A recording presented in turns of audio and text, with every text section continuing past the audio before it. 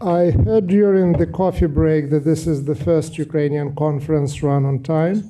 But we will change it now. Yes, so I just wanted to suggest let's keep it that way. And of course, the Italian is in charge, so it's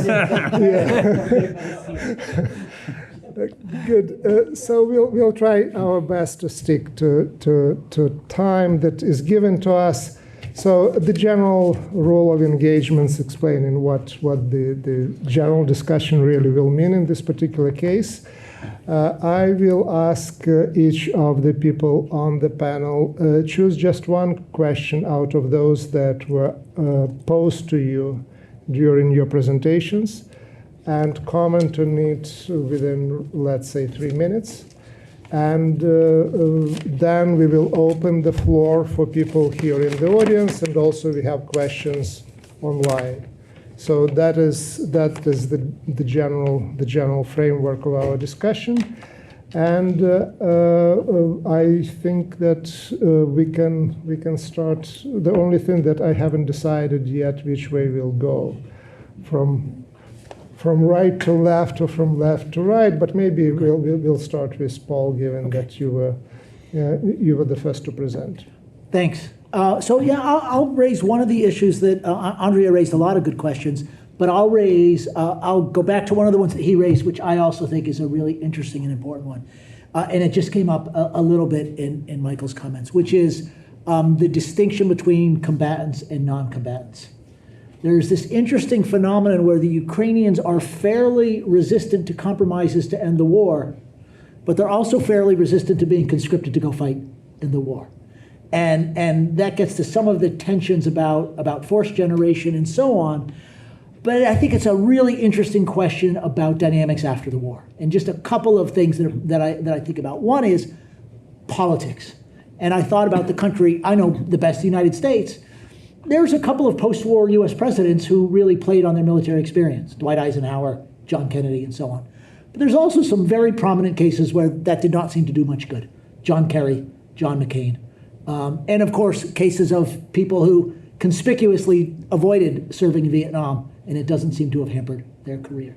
So I'm curious about that, how that's going to play out among the elites, but among the common soldiers, people who served, and I mean are serving now for a long time, 3 and 4 years, versus those who, for whatever reason, managed not to.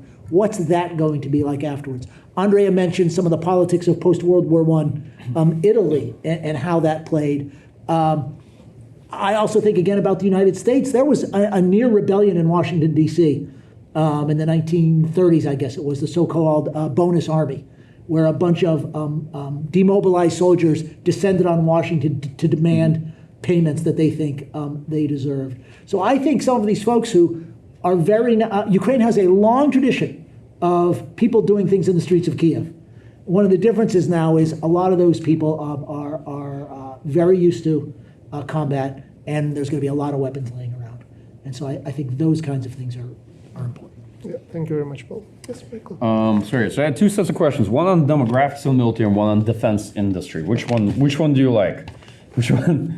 You can, within 3 minutes, you can actually try to answer both. So briefly on defense industry, the challenge Ukraine had at the start of the war is that it had a very large number of legacy Soviet systems, but very few things that it could full cycle develop, build by itself. And it had a real shortage of munitions production capacity. For example, the ability to make gunpowder simply wasn't present in Ukraine. What Ukraine did is probably 3 big things. First, access to Chinese components allowed Ukraine to very quickly begin to assemble and rapidly iterate both drones, electronic warfare, and communication systems. Russia did the same, and China has been the major supplier in the early years of this war of the key components, boards, motors, and everything you would need to rapidly develop these capabilities. Second, Ukraine took the startup approach. Why?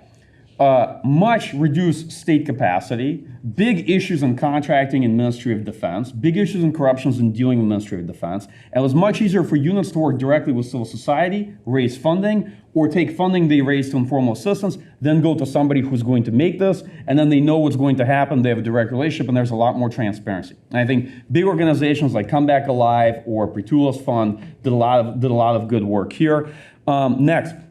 Ukraine then began assembling certain things of its own once the West started providing funding, capital, certain technologies, enablers, and precursors, right? Whether it's assembling Bogdana artillery pieces, including with Western provided components, or other capabilities, or so-called Danish model, okay? All right, lastly, on Russian drone strikes, somebody asked me about this. So they do target the Ukraine's defense industrial complex, and usually spring to summer Russian strikes, at least last year, focused on that. And they do make an impact. The challenge is that even though they may damage or destroy a drone production facility, these things are pretty easy to set up again or rebuild, okay? And Ukraine's defense industrial complex is dispersed. So rather than having one giant drone-making facility like Alabuga that's somewhere very far away in Russia, the way the Russians do it, Ukraine's is actually dispersed throughout the country in much smaller facilities. And even if you lose one, it's not nearly as big a deal because you have plenty of additional industrial capacity, and it doesn't take nearly as much capital to set it up. And 30 seconds briefly on demographics, which is a fascinating issue I wish to talk more about, because this war is distinct in some ways because this is very much an older person's war. Yeah. If you think of typical service age is 18 to 27. If you look at the average age of these two militaries, Russia's in the high 30s and Ukraine's is in the 40s, okay? And you have very interesting kind of inverted relationships. For example, in Ukrainian unit, the brigade commander is likely to be in his early 30s, and the average age of the troops he's commanding is likely to be in the 40s, okay? So imagine a military you go to where the senior officer is probably younger than most of the people under them, and the battalion commander might also be like late 20s, 30 years old, but most of the people then under them are actually in many ways older. And the structure goes, obviously you have younger folks who end up in air assault units, in the regular army, and the age goes up as you go through National Guard, and then territorial defense, your average ages are in the 50s. And when you have a war amongst people who are older, they fight differently. I won't get into all these details. They fight differently. It's different in managing the force, and both the mentality is different as well. Unfortunately, this is a conversation like for a whole separate discussion. But to me, it's interesting just from like a defense analyst perspective that you're seeing a war being fought primarily by either mobilized or contracted personnel on the Russian side, but they all generally are older, okay? And it's demographically rather different than typical conventional conflicts we see. Interesting. It's okay. Right, so I'll also try to address two questions within the parameters or the time of 3 minutes. So the first question, Serhii, that you raised is the question of does the United States matter? I think the United States actually matters a great deal. I think we should not understate the relevance of both American weapons and also, most importantly, American intelligence space capabilities that if in fact they disappeared, I think it would be much more difficult for Ukraine to sustain this conflict for any length of time. So, but at the same time, what explains then Zelensky's ability to kind of stand up to the United States in the last few months, as we have seen? I think it is his realization that that President Trump would not stand to gain that much from having Ukraine rolled over by Russia effectively, because that would be construed as a defeat for the United States, and that's not something that Trump even wants. He may not care for Ukraine, he may not care for Zelensky, but I don't think he wants to have this on his record to be the president who lost Ukraine. And so that gives President Zelensky a certain amount of flexibility, I think, and also an ability to resist outright demands to surrender territory, which we have seen, of course, from increasingly from the American negotiators. The second question that I briefly will talk about is the question of China, because that was raised. And what does China, does China have a role? Mike just mentioned China's importance for both Ukraine and Russia. Of course, it's well known that it's much more important for Russia in terms of provision of components for drones and so on and so forth, but also for buying up Russian resources. China has provided an indispensable lifeline for Russia. China thinks about this issue geopolitically. I don't think it's not that the Chinese love the Russians, right? I don't think there's great love there between China and Russia, but the Chinese understand that Russia's loss, however, we define this loss in this war, will backfire against China and make it more difficult for the Chinese to pursue their foreign policy goals on the international stage. They're very keen to avoid Russia's defeat. They think of this war as obviously a proxy war. At the same time, China is extremely bad at peace negotiation and peace mediation, right? They've never done that. They don't know how to do it.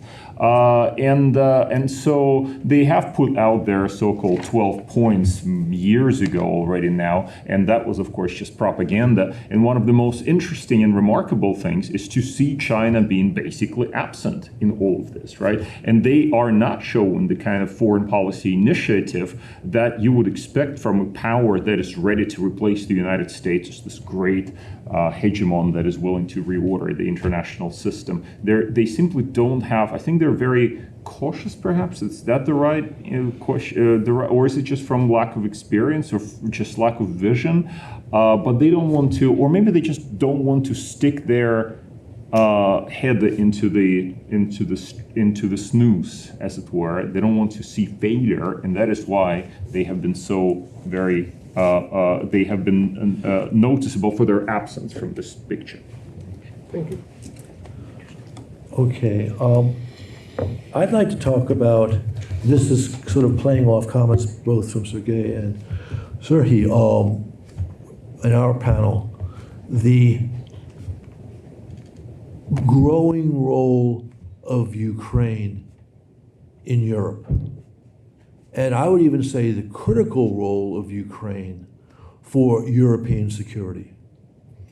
There's no doubt, to the surprise of many, but not all, watchers of the war going back to 2014 and even 2022, that Ukraine's army or armed forces is clearly at least the second most powerful and effective in Europe.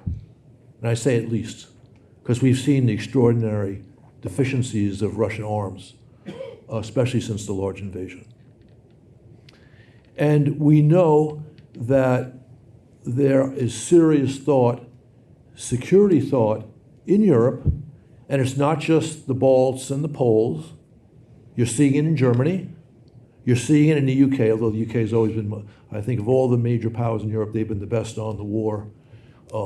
In Europe, and for that matter, including better than the United States, which hasn't been that hard to be better than. That Russia's aims are, in fact, extends to NATO countries. The long-standing Moscow desire, going back to Soviet days, but including today under Putin, to undermine the transatlantic relationship has only gotten stronger.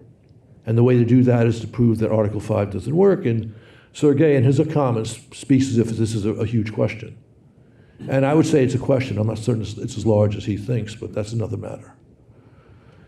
And as European leaders very nervously look at the, let's say, to be polite, the idiosyncrasies of Trump's national security policy, they recognize they need to be prepared for the possibility that Trump would not come to Europe's defense if the increasingly large Russian provocations grow even larger.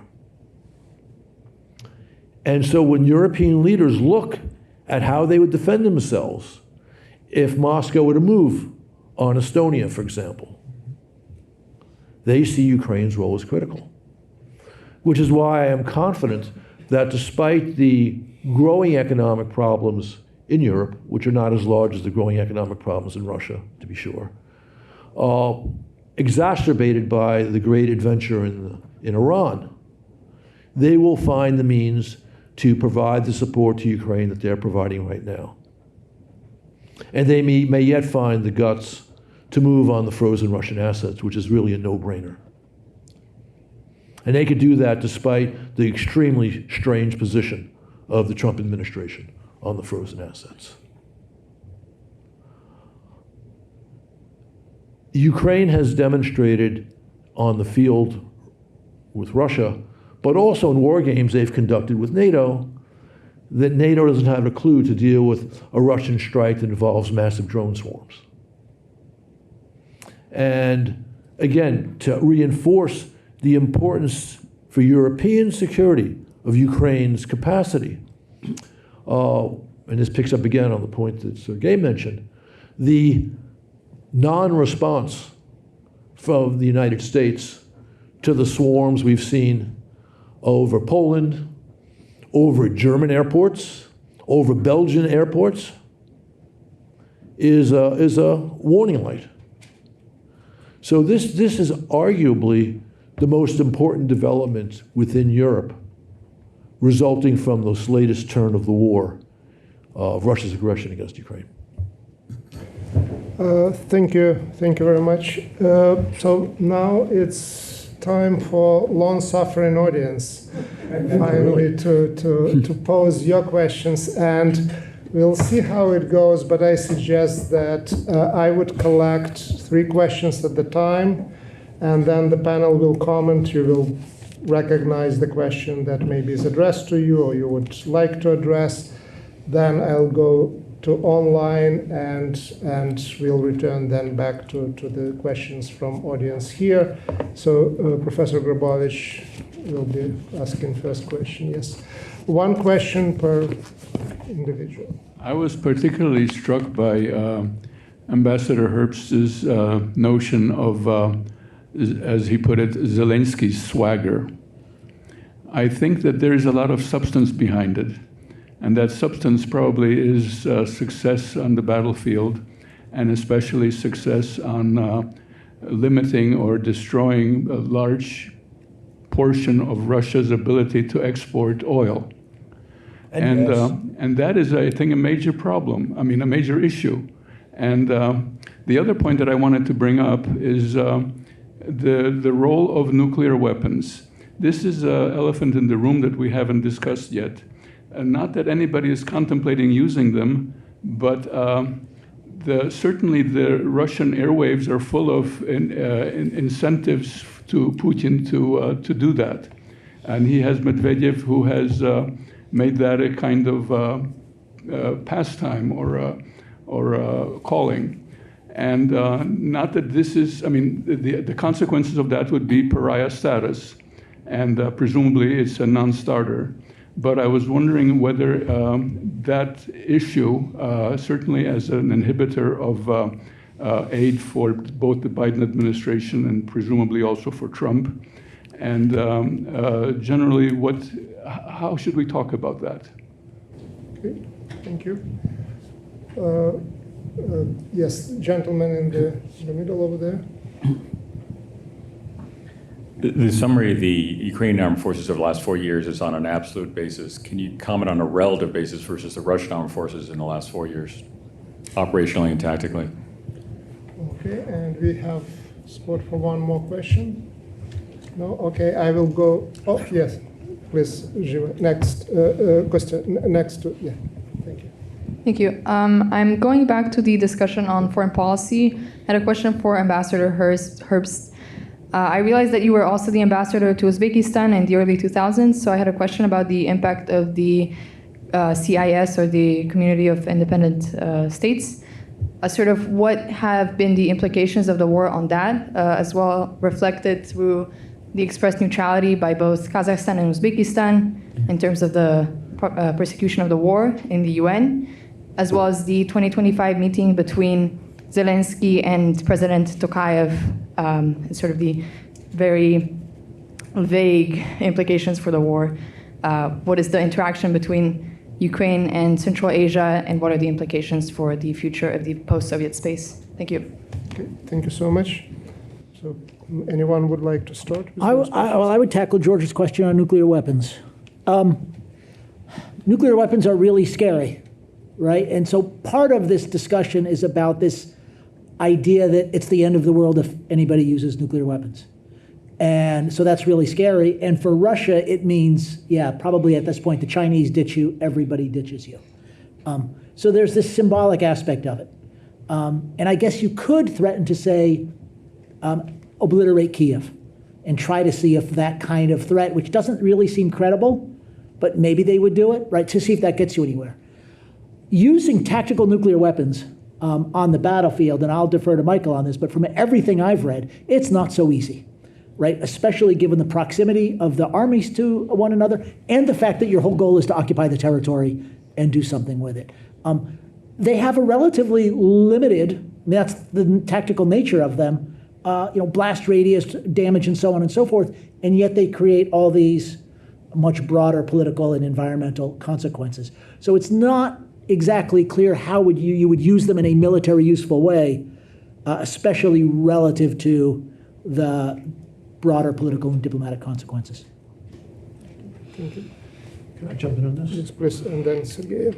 Okay, I criticized the Biden team for being intimidated by Moscow's nuclear threats. But it's also true they had one shining moment on this issue. Late September or so of 22, right, Ukraine had just had a successful counteroffensive. The Russians were once again waving their nuclear stick. And Team Biden, both publicly and privately, sent a strong message that we would respond not in a nuclear fashion, but with a serious strike. And that may have helped, but I think that was totally a bluff anyway. But let me make a broader point. I don't think that the sound nuclear diplomacy that America practiced during the Cold War has been in evidence as Putin's been making his nuclear threats. We stared down the Russians over Berlin and over Cuba, despite the danger of potential nuclear war. And there's no reason why we couldn't do that again, recognizing that we are at least as strong as Russia with nuclear weapons today. And if you look at how badly the Russian conventional forces have performed since the big invasion, contrast that with what most experts said about their capacity before the big invasion. My colleague Deborah Kagan points out that it may well be their nuclear forces are not what we think they are, for the same reasons of corruption and incompetence that their conventional forces have proved to be such a disappointment to the would-be imperialists in the Kremlin. So just to add to this and maybe contradict this a little bit on the nuclear theme, I remember Putin commented on the anniversary of the Cuban Missile Crisis a few years ago, in 2022, whether he thought that he faced a similar situation to Nikita Khrushchev that Nikita Khrushchev faced in October 1962, and he said something like, "No, I'm not Nikita Khrushchev." The implication here being that he would, under those circumstances, he would not have acted in the same kind of way, would not have blinked first, as it were. In fact, of course, historians, and there are other historians of the Cold War here in the room, like Mark Kramer there, for example, may or may not agree with this, but it seems that actually the Kennedy administration could have gone further, in fact, in making further concessions to the Soviets if Khrushchev did not, in fact, pull out. Well, you have written a book, so you know as much as any on this, Serhii, on that Khrushchev sort of blinked, right? But if he did not blink, that it's conceivable that JFK would have gone further in making concessions. Yeah, he was making concessions. He was making concessions on the Turkish missiles, etc. In other words, Putin may have concluded from all of that the problem was not brinksmanship per se. The problem was actually backing off in the game of chicken that was being played. With regard to the Biden administration, I think we have had a lot of criticism of the Biden administration in this situation, that America has self-deterred, et cetera, et cetera. Should not have. It should have been much more.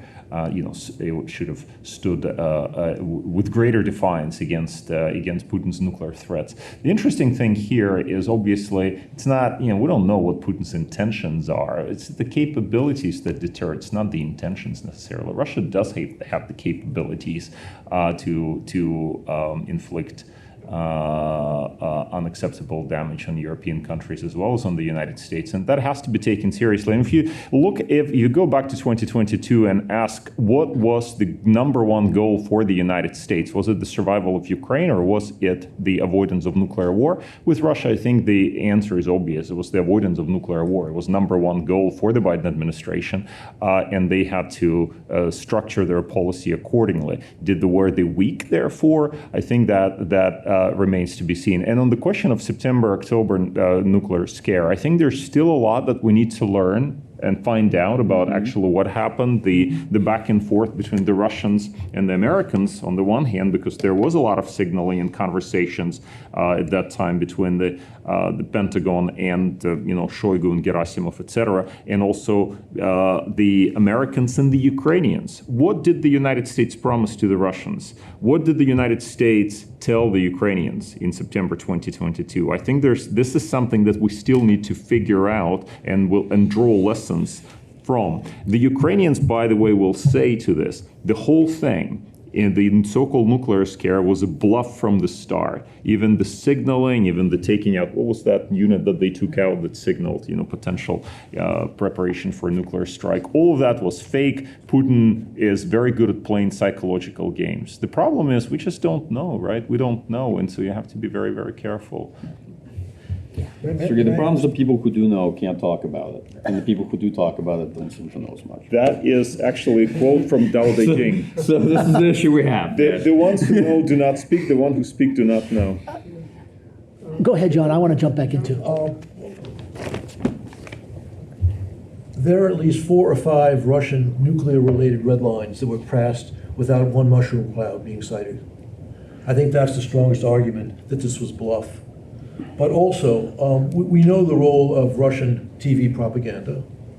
But even on Russian TV propaganda, there was, I forget the general's name, but a retired Russian 3-star general said the bloviation coming from people like on the Bolshaya Gra and 60 Minutes that's just that bloviation.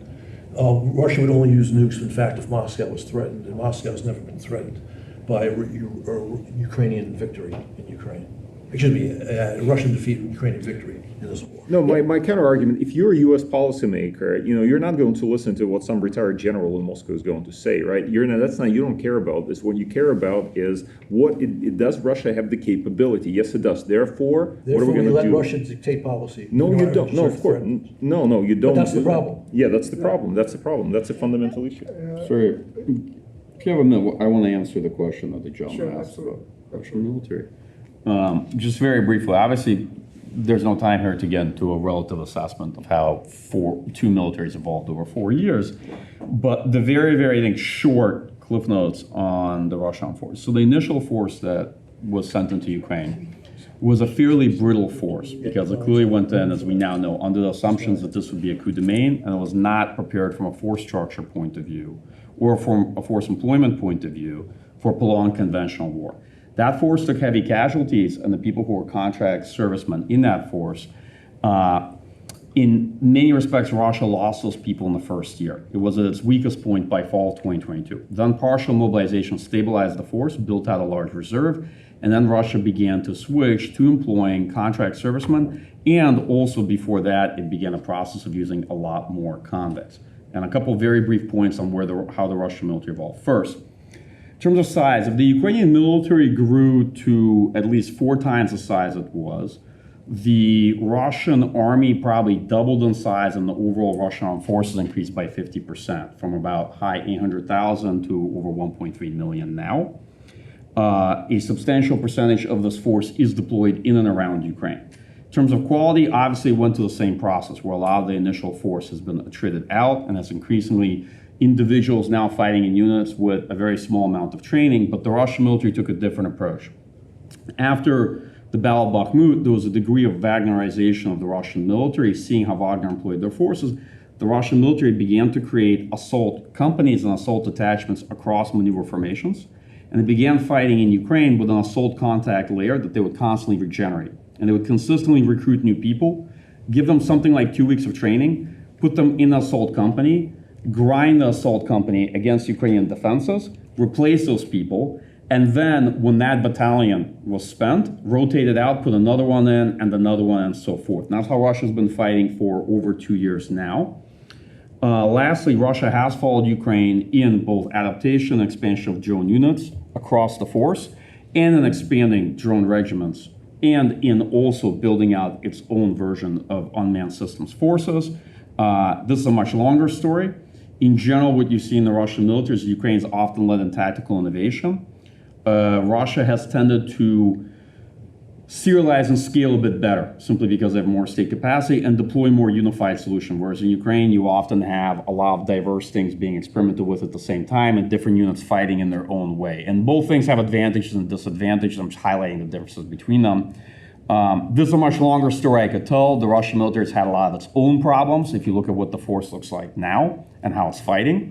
And the last point, what happened to the Russian military is Russian military in important ways degraded. It lost the ability to conduct large-scale combat operations. You still see, March battalion-sized mechanized assault, but these are people with a very low level of amount of training in reality. So most of the time, the Russian military is conducting small-scale assaults on a very broad front, using infiltration tactics, using light motorized assaults, okay? But in general, the quality of the personnel that will enable you to conduct large-scale combat operations isn't there. But on the other hand, it's substantially improved in using precision strike capabilities, dynamic targeting, in employment of the drone component of the force, and the Russian defense industrial complex produces a lot more now than it did back then in various types of missiles and capabilities. Sorry, I'll stop there because it could be an entire whole separate talk, and unfortunately we're here to talk about Ukraine, not to talk about the Russian military. Thank you. You had something? I think we'll argue more about nuclear weapons over lunch. Maybe we should let some more people ask questions. Yeah, I have some thoughts on the subject, and I remember that period, but they're not best suited for this show. Okay, so it looks like it's a lunch talk. Yeah. Okay. Okay, regarding Central Asia, something which was a big deal for Central Asians, but generally passed notice in the international community, was a question asked to Vladimir Putin at Lake Seliger when they were meeting when the senior leadership was meeting, as they do every summer, with Russian youth. And a woman asked a very complicated question about Kazakhstan. And this was August of 14, right? So 6 months after the Russians seized Crimea. And Putin said something like, well, Kazakhstan is led by my friend, this genius, Nursultan Nazarbayev, thank you. And he treats Russians well, but if that were not to happen, if that were to stop, we might have to do something about it.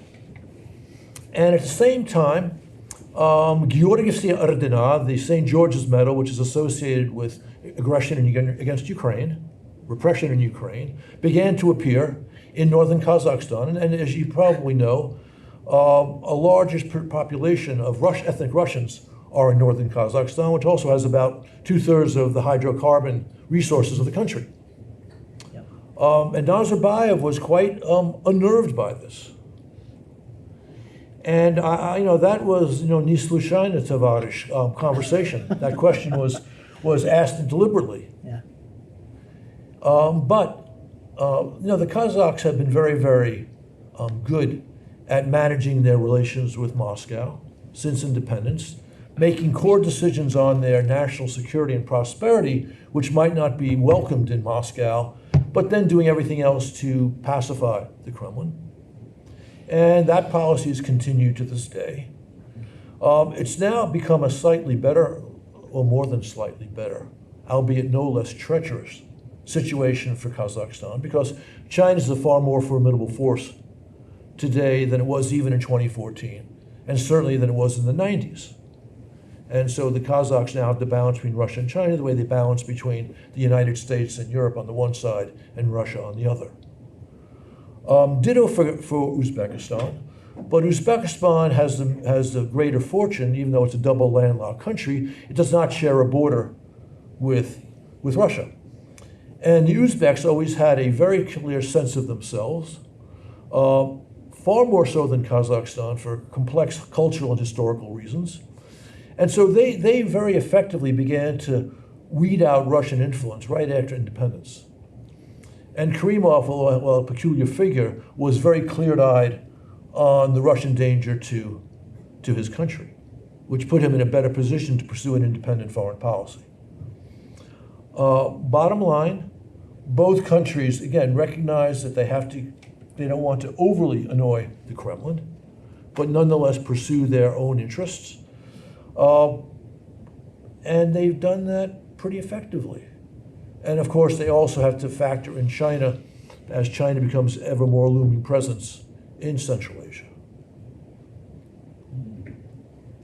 Okay, thank you so much. So we are done with this round. So as I suggested earlier, I'll go now to the questions online, and we'll discuss them, and then we'll return to the people here in the audience. So the first question from Anna Gambert, who is doing here the undergrad and grad degree at the same time. So we have programs like that. And the question is to Paul Danieri. On what data are you basing your the conclusion that pro-Russian Ukraine is gone? Now, a comment rather than a question from Bogdan Orishkevich. Russia needs the rest of Donetsk Oblast for access to water. A question from Yulia Yurchenko. Thank you for very insightful conversation. Question regarding the peace talks. To me, it seems that the whole purpose of those for Russia is to keep the pretense of goodwill. Trump is naive enough to buy that. And that's for Russia, imminent peace to undermine the possibility of weapons supplied by the US, others in the coalition on the villain, and thus weaken Ukraine to the point of defeat, except in unfavorable conditions. Give up territory and sovereignty of foreign policy. Russia walking away without consequences and winning presently and in the long run by this deception. They clearly cannot otherwise. Now the question, what do you think of this proposition? Maybe I will pack in one more question from Sergey Blavatsky. His first question goes directly to Andrea Graziosi, so I'll skip it. Andrea is too far from the mic, so maybe you will be able to read that and comment on that later. But then there is a question to Andrea Graziosi and speakers at the symposium. I will read that question. You mentioned in your presentations Ukraine's EU aspirations, Ukrainian European reintegration. From your perspective, how the Ukraine's admission to the EU can contribute to imposing rule of law and tackling widespread hyper-corruption in Ukraine, mentioned in particular by Professor Paul Danieri, by taking into account, for example, the Romanian experience. In this regard, how a voluntary repatriation and reintegration of displaced Ukrainian refugees back from Europe to their homeland can favor the former and the latter, the rule of law, the European values, and zero tolerance to corruption. Many thanks in advance. Anyone would like to start? I can start with the first question about data. And so I'm one of those political scientists who says that data is the plural of anecdote. But no, there is real data. So, I did a lot of, and I published a paper a few years ago on this. I did a lot of very close analysis of 2010 election results versus 2014 and 2019 election results, looking at where the Yanukovych voters were and how things changed after those regions were not part of the electorate anymore. And so even by 2015, really, the pro-Russian electorate in Ukraine had been severely attenuated simply by just moving them out of the country. Or moving them out of a place where they could vote. I shouldn't say out of the country. Because they could not administer elections in Crimea or in Donbass. So that was already the case before 2022. What we see since 2022 is more of that, of course, and a lot of survey research that Volodya Kulik and others have done and published showing all kinds of re-identification. And so will there be pro-Russia Ukrainians still in the borders of Ukraine afterwards? Of course. Some of them may have gone westward to escape the conflict, but still hold their same attitudes. But what there won't be, and I can say this, I think with a fair amount of certainty, which I hesitate to do predicting the future, but to challenge for a majority in a parliamentary election, or to challenge to win a presidential election with that kind of political movement, the numbers just aren't going to be there anymore. And I think that's the important part. Maybe at some point they'll play the role of the FDP in Germany, where they have 7% of the vote and can be a coalition maker. Maybe that. But that's the most it's going to be, I think. Thank you. Yeah. I don't have the data, that's sort of research. But I mean, we've seen it's not just the moving of pro-Russian voters out of the political space of Ukraine, it's the reaction of even ethnic Russians in those areas to the first the war of 2014. Yeah. The reason why the Red Army had to go in to solidify the Russian positions because a lot of those people were fighting against the insurgents coming from Russia before the Russian army. Yep. Yep.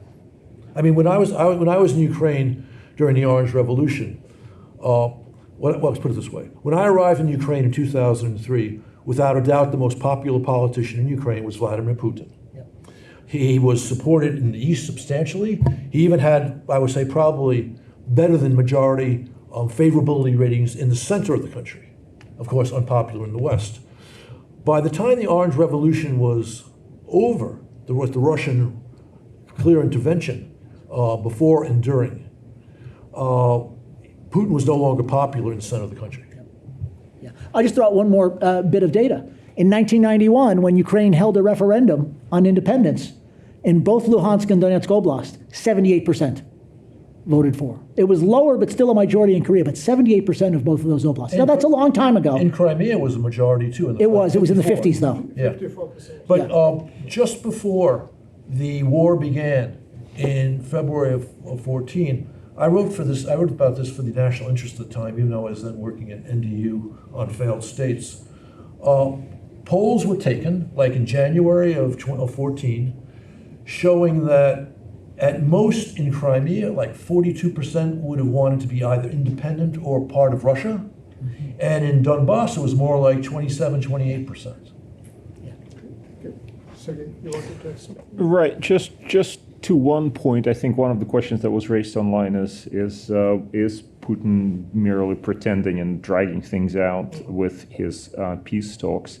And if you ask this question to, I guess, any number of Ukrainian political analysts, particularly those who are currently in Ukraine, the answer is most likely going to be yes, right? This is fake, that there's no intention on Putin's part to make any concessions. The goal is to control Ukraine politically, Yanukovych 2.0 or Belarus or some kind of scenario like this. How do we know this? There's a list of evidence, the article about the historical unity of Russia and Ukraine, et cetera, et cetera. Putin's imperialism, and we just feel it. We just feel it because it's always been the case that the Russians are like that, and they cannot change. However, if you approach that question, unless we can basically dial into Putin's brain, which we cannot do, we have to approach this question analytically and ask it in the following terms.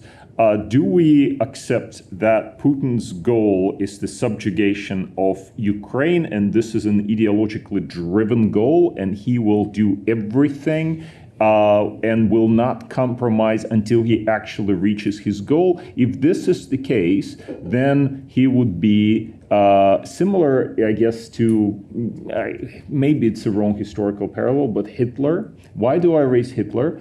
Because in Kennan's Lone Telegram, and I've got here obviously written in 1946, here's what he said. Soviet power, unlike that of Hitlerite Germany, is neither schematic nor adventuristic. It does not work by fixed plans. It does not take unnecessary risks. What he was saying here, Kennan, was that basically at that time Stalin, he was an opportunist. He saw an opportunity, but then he would back off if, for example, sufficient force was applied. If we say that Putin's goal is absolutely he's determined to control Ukraine, he's not going to make concessions, we're basically saying that Russian power or Putin's power is like that of Hitlerite Germany. In other words, he's driven by an ideological fixation of taking over Ukraine no matter what. This is one possibility. The other possibility is that he does have that goal potentially, but this goal has to be weighted against the price that he has to pay. And if he deems that this is unachievable, then he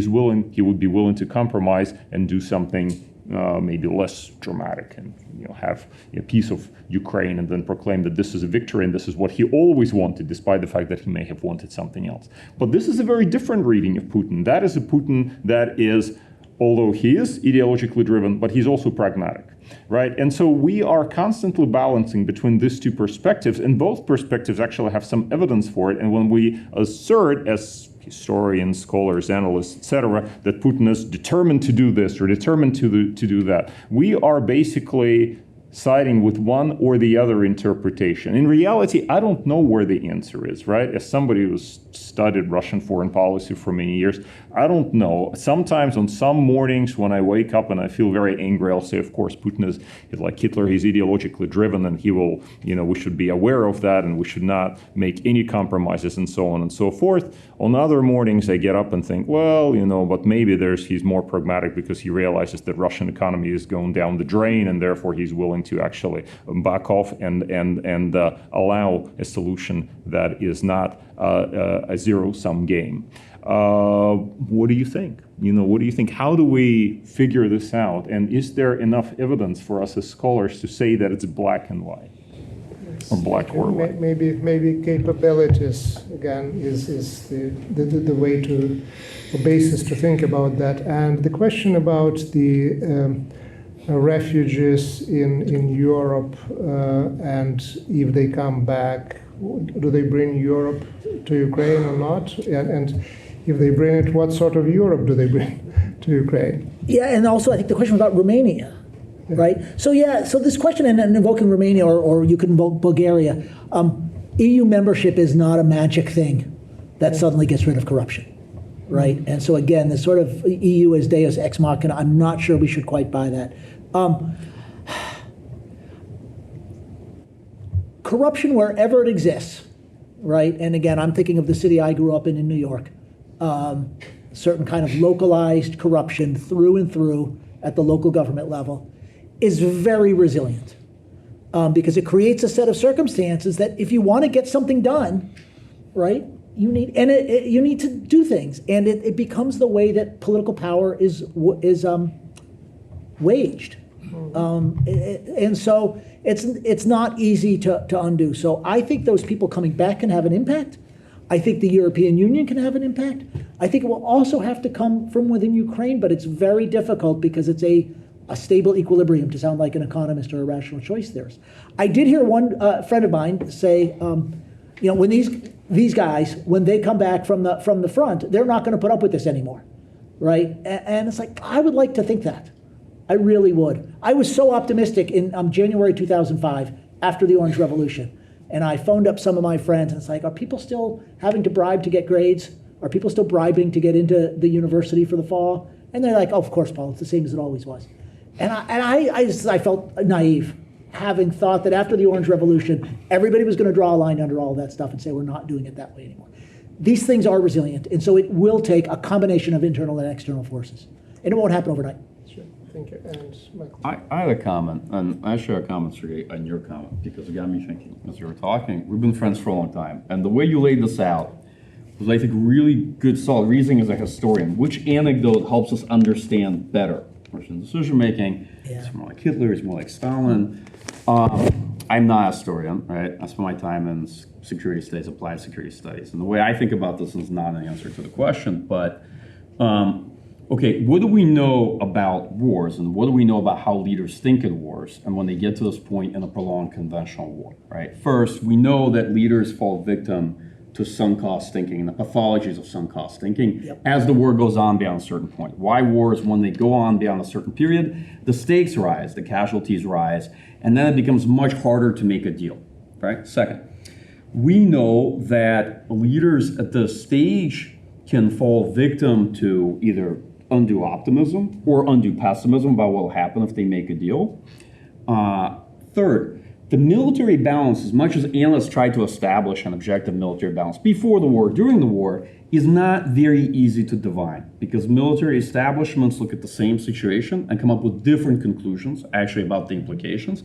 And more importantly, political leaders, believe it or not, take that as only one of the inputs, but they have a whole host of other considerations: domestic politics, legacy, status, ideas that are involved in this. And often they themselves have a notional sense of what's going to happen in the war. And if you think like that, it works the way sometimes in the movie where military intel analysts walk into the room and they tell the political leaders like, hey, you got this all wrong. It's actually like this. And the political leadership that already has a certain set of assumptions, this is, wow, this is a really smart person, we should listen to what they have to say. That's usually not how it works out. Actually, usually if you go in like that, what they say is, who invited that guy? Make sure they're not at the next meeting, okay? That's normally how it plays out. And so they have their own sense of what's going on, meaning how in the fifth year of the war, somebody like Putin could look at the situation. I objectively could say that the war reached diminishing returns for Russia, frankly, probably end of 24, beginning of 25. And it's already, you could make this argument. And that Russia's likely to fare worse in 26 than they even did in 25, right? That could be an objective assessment.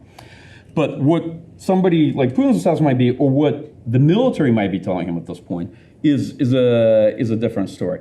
And lastly, well, we were talking about this early in the morning, the commitment problem set, right, of making any deal, right? You run into commitment problems, and there's multiple commitment problems in this deal. Ukraine has a commitment problem of, if it does this, will it get the security guarantees it wants from the United States? Will Europeans continue to support it after the war the way they promise? Promising and pledging is easy, as you know. And can that backstop the fact that no deal Russia signs is necessarily worth the paper it signs? So those are classical commitment problems as well to resolve. Anyway, the reason I'm laying out a little bit different ways of thinking about this along the lines of is it like Stalin or is it like Hitler? Is it like this? Because those are also useful, but analogies are challenging. I used to tell the other days when I was doing defense research at CNA, I used to tell analysts the analogies always have to be careful because. Here's an analogy for the analogies. There's a lot of similarities between a tiger and a zebra with only a few really important differences, okay? And so two things can look really similar, okay? And there's only one or two really consequential differences when you're comparing them. You always have to keep mindful of the differences. Mike, I'm not drawing, and what I'm saying is the way of thinking. Sure. In other words, are you ideologically obsessed and therefore will not brew any compromise, or are you willing to compromise pragmatically? And those are two different typologies, right? Different. Sure. And Pathologies, so yeah. How strong is ideology? And the question is, okay, why is the ideological obsession for the full-scale invasion of Ukraine then? Why was it not 2014 or 2015? Or was it then? Or was it then? Right. Well, exactly. Well, exactly and, that. and he hasn't gone for full mobilization. He's obviously very sensitive to the domestic context. Yeah. Yeah, so we also have to change because leaders evolve, right? So why do they have some ideas at some points, but then... Well, my argument is that we say, 100%, this is what Putin wants. How the hell do we know, right? How do we know? So all we can do is we can say, here's one possibility, here's the other possibility. It's somewhere in between, maybe. Sure, we have to read articles titled "What Putin Really Wants." There's a lot of it. I'm ready to declare this panel to be a real success. Sir, yeah. Oksana hasn't spoken yet. Between the panelists. So No, but let me say, I want to get a map and I want to put it in front of Putin and say, draw the line. Draw the line where the ideal western border of Russia is. And the question I ask is, does he have an answer to that? And even if he got all of that, if so, in where? And if he got all of that, would he immediately start worrying about what's on the other side and feel like he needs to do something about it? Which I think explains most of the past 500 years of Russian foreign policy. He said one time Russia has no borders, jokingly. Right. Portugal. Remember? He said Russia has no borders, jokingly, one time on the show. Okay, wonderful. So questions, Oksana, please. Yes, I wanted to join the spirit. Wait, Oksana.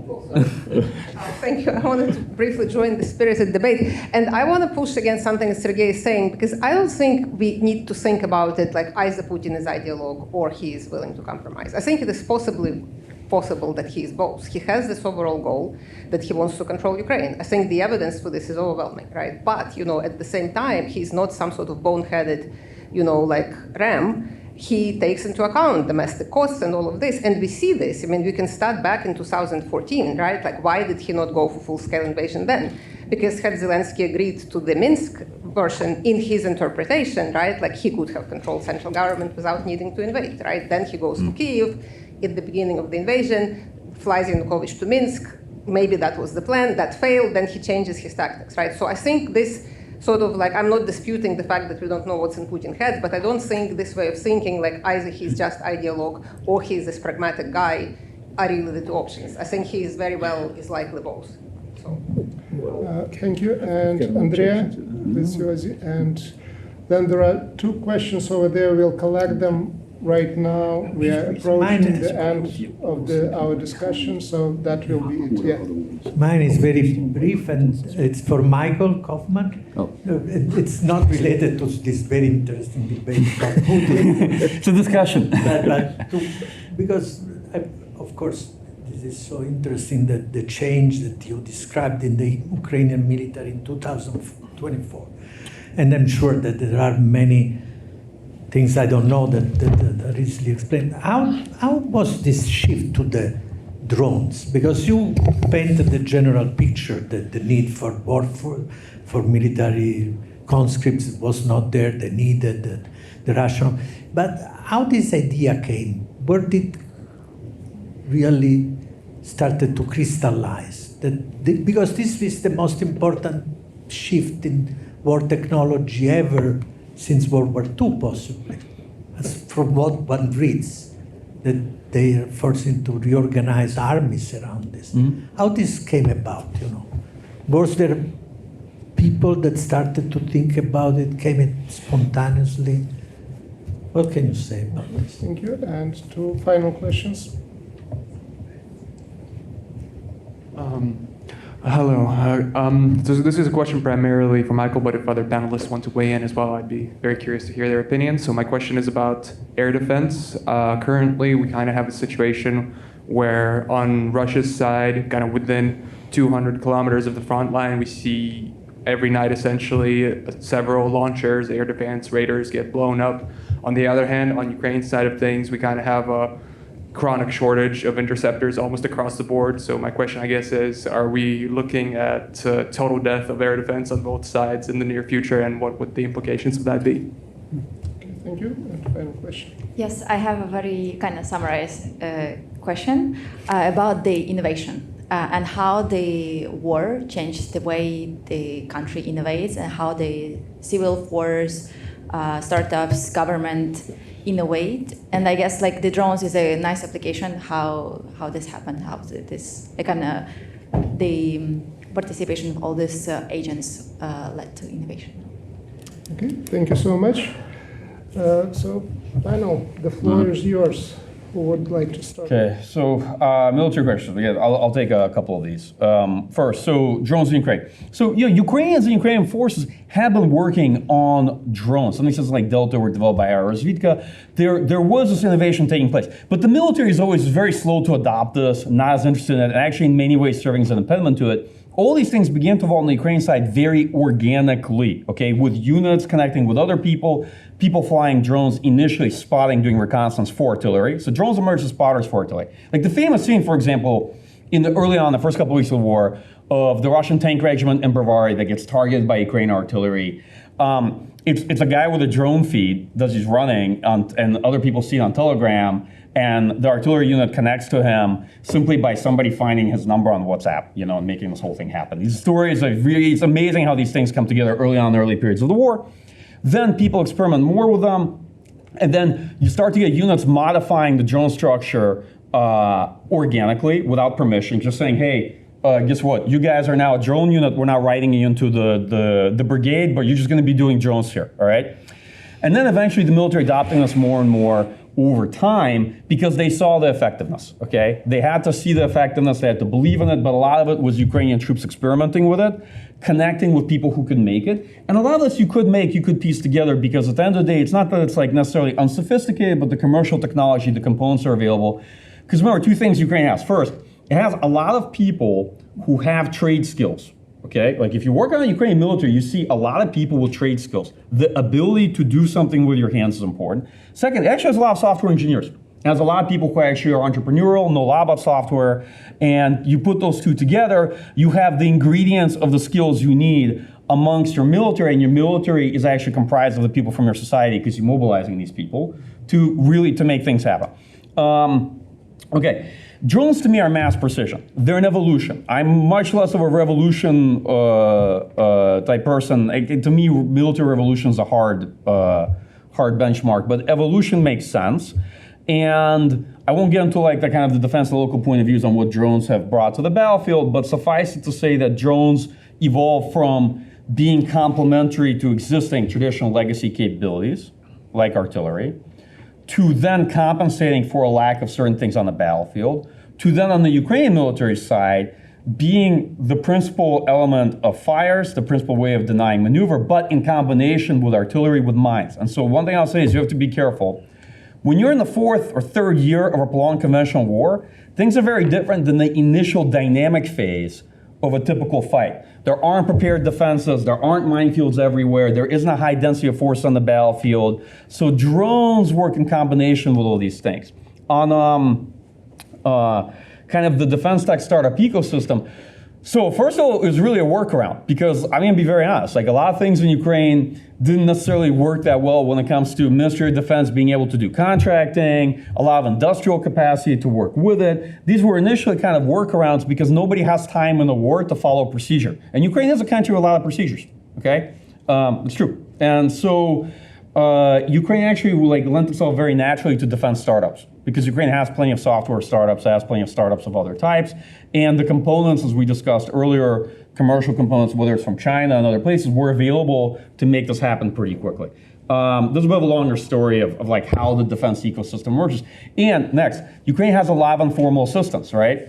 Because if you look, the Ministry of Defense is operating with a budget, it was typically operating with a budget of like $6.8 billion for procurement, okay? If you look at Ukraine's, rough needs for a year, it's something like maybe 50 billion of external assistance in terms of funding, and altogether somewhere 70 to 90 billion, right? So picture how's the MOD with a close to $7 billion procurement budget going to acquire the things you need to fight a war with Russia when you actually need this amount of money. You have support from the West, but you also have a lot of informal assistance coming in, and the best way to use it was in this way.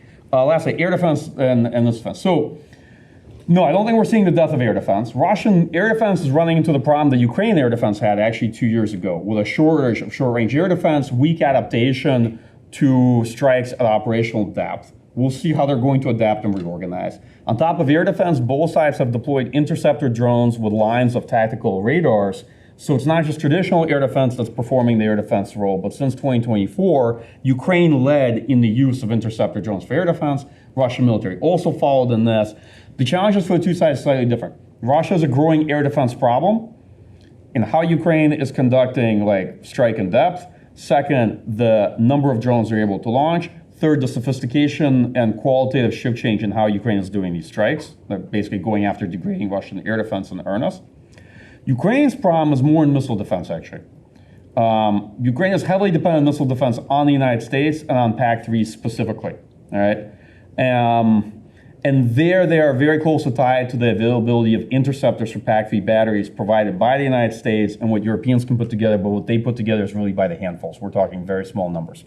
And the reason for that is the Russian strike campaign is primarily one-way attack drones, like 6,500 per month, and a growing percentage of ballistic missiles relative to cruise. And there's not a cheap and effective way to intercept ballistic missiles right now. So this is a big challenge for Ukraine. So Ukraine's challenge will be defending critical infrastructure much more from ballistic missiles because they have scalable solutions to drones. Russia, we'll see what's going to happen to them, actually. They're usually much slower to adapt, and they usually take big losses before they adapt. But consistently in this war, they've also been able to adapt. I don't think it's going to be by producing new air defense. We'll see if it's possible for them or how they're going to react to it. But they have run into a lot of issues now that actually Ukraine faced and had to adapt to a couple of years ago. Okay, tried to take these as best I could. Thank you. Yes, okay, go ahead.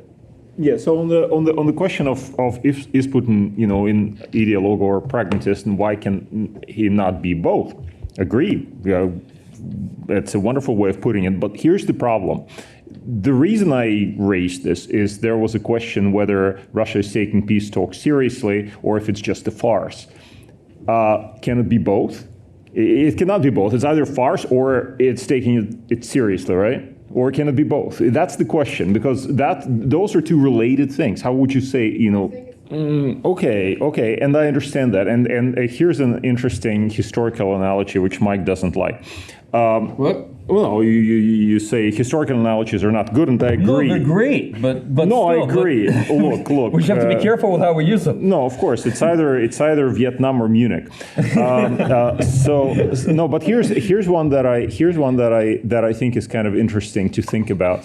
We have a debate among Cold War historians as to what Stalin's goals were in the post-war.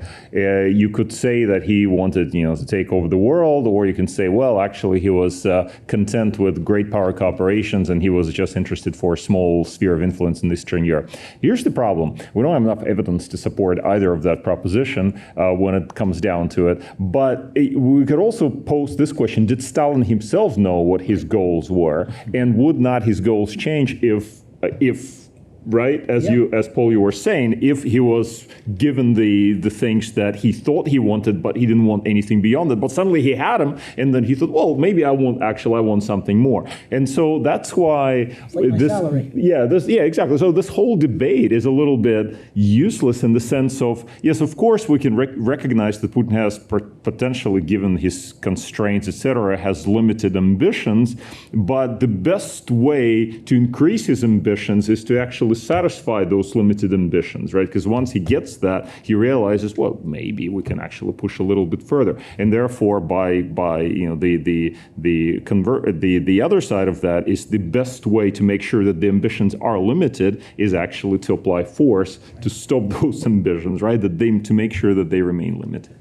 Thank you. And last two comments. We're a little bit running late, but I think we can do that at the expense of our lunchtime. So, Michael, you want to? Yeah, I just briefly, I'll make you feel better, because you talk working with Stalin-Hitler analogy. If you're doing defense analysis, sadly, you're always stuck with it's either World War I or like World War II. The two historically most anomalous wars. That's why we call them World War I and World War II. And if you don't know which one it is, don't worry. World War II historians will always be there to explain to you what's happening in your war and why it's like World War II. I am deeply skeptical of Putin's intentions, but I agree that the negotiations from a Putin point of view are useful, because essentially this is a time-honored Russian and Soviet tactic. They are getting us to negotiate with ourselves. Yeah. That's what we've seen. So there are serious negotiations going on between the Trump administration and the Zelensky team. But they're all about concessions the U.S. is looking from Ukraine, not knowing what the Russians will do once Ukraine makes those concessions. And that suits the Russians perfectly. So the negotiations are serious. The question is, are they meant to be a vehicle for a Russian compromise? And I suspect the answer to that is no. Doesn't mean there cannot be Russian compromise, but only we make it very painful for Putin to continue the war, and we haven't done enough on that side. Thank you so much for really engaging with the questions, but also engaging with yourself, and thanks so much for the questions. So we have a lunch break. Yes. See you.